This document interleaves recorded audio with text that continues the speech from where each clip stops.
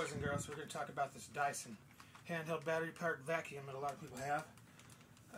Common problem that comes up with these is that you get a message across the screen and while the vacuum starts to surge like that, and it says airway blocked. And you take the whole thing apart and nothing's blocked naturally, okay? I've had this entire vacuum apart, there's no blockage in it. I'll tell you folks what it uses 9 times out of 10. In this cartridge that you can't get to without prying this screen off, which there's no fasteners to. I don't know if it's glued in or what. I didn't do it.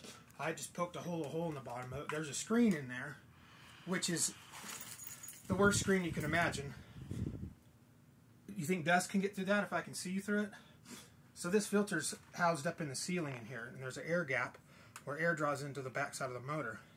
Well, this piece of filter thing, so-called filter, falls down into right up against the spinning motor that's hot, and it starts to melt, and it creates a suction block.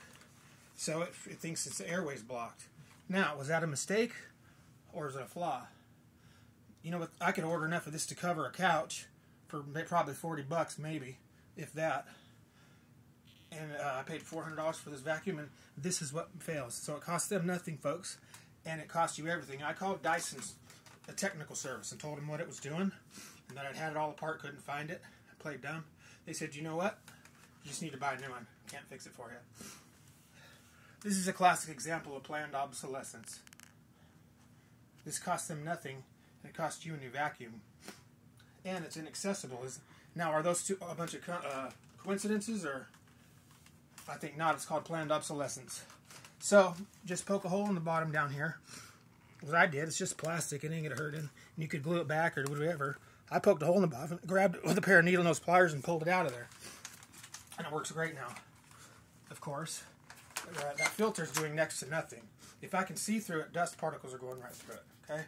I'm not concerned. We don't need a filter in here because we already have a media paper element and some kind of mesh fiber cloth element here that they're covering it and seals it, okay? So, you tell me,